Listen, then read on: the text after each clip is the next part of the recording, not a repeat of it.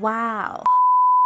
For today's video ay isi-share ko sa inyo kung ano ba yung mga nakuha ng Diyosawa ko sa basura. Pero bago pa nga ang lahat ay papakita ko muna sa inyo yung ganap ko kagabi. Bali-gabi na pala ako nakapaghugas ng plato mga mi dahil tinapos ko muna ang pag-i-edit. At sa wakas nga ay nakatapos na ako sa mga hugasin. Diyos me. Para nga sa akin ay napakalaking ginhawa sa tuwing nakakatapos ako ng mga hugasin. Char.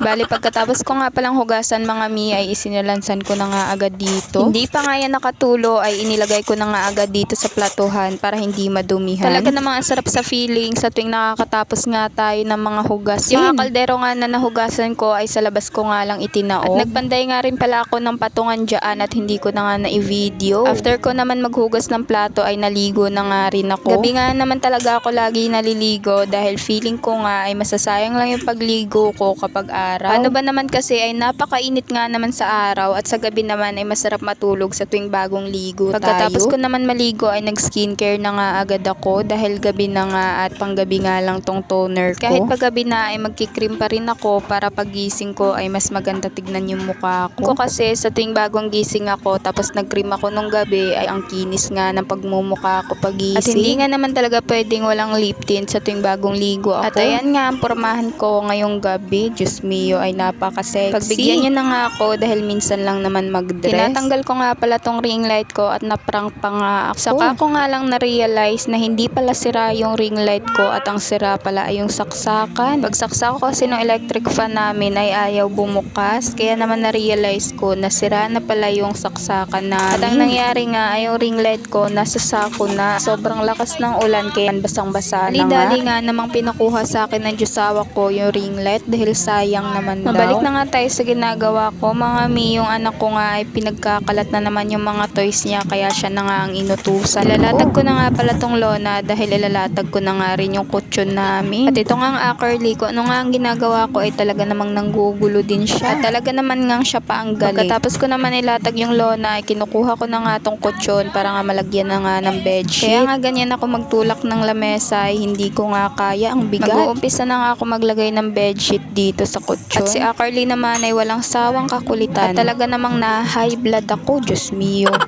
Bali, likod nga pala ng kutsyon yan, nilalagyan ko ng bedsheet mga mi, at ito namang kabila ay lalagyan ko na naman. Binabalot ko nga talaga yan mga mi dahil feeling ko ay nalalamigan nga si Carly sa semento. At ito namang isa ay open daw, i-open ko daw yung kutsyon. At tignan nyo naman nga, galit na nga yan dahil hindi ko nga binubuksan yung kutsyon dahil gusto niyang pumasok dun sa kabila. Ikinakabit ko na nga rin pala itong mga ipit ng bedsheet para hindi nga mahubad kapag humiga kami. Ayan, ready to sleep na nga. At ito naman Diyosawa ko ay dumating na. By the way mga mi, sa basura nga pala nagtatrabaho yung Diyosawa ko. At nag-uusap nga kami dyan dahil nagbibilangan kami ng yaman. Nakuha nga pala siya ng white gold kaya naman pag uwi niya ay tinatanong ko nga agad siya kung magkano lahat ng pera Kasi niya. Naman mga mi ay araw-araw siyang kumikita. Bukod dun sa napagbentahan niya ng white gold ay may kita pa siya. Kaya nga tumatawa ako dyan dahil baka nagsisinungaling lang. Napaamin ko nga siya baka magbigay pa. Aba. Pero hindi ko na nga siya pinipilit mga mi dahil sa tuwing wala na akong pera ay may nailalabas nga dahil yan. Nagtatabi nga yan ng pera sa sarili niya araw-araw. O diba, napakaswerte ko nga naman. At nakuha niya rin pala tong tablet mga mi kasama doon sa white gold. At ito nga mga damit mga mi ay doon niya nga rin nakuha. At talaga namang ang gaganda dahil puro nga yan terno, ang kaso lang ay magkapareho ng kulay. Kaya naman sabi niya ay bigyan ko nga raw yung mga kaibigan ko. Ano ba naman kasi alangan namang isuot ko yan araw-araw ng magkakapareho lang ng kulay. At sobrang dami na nga niya nakuha sa basura mga mi. Yung iba naman ay pangbenta at yung iba naman ay mga damit. Meron ding mga unan at mga cellphone. At naswertehan nga kami dahil may isang cellphone na gumana. Ang kaso lang ay nung tumagal, sinira na nga ni Carly. At buti naman nga ay nakakuha ng tablet yung Diyosawa ko. Hindi ko nga talaga kinakahiya yung trabaho ng Diyosawa ko dahil andun nga naman talaga ang pera. At syempre dahil mukha akong pera. Aminin nyo na dahil lahat naman ng nanay ay kailangan ang pera araw-araw. O siya mga mi, bye!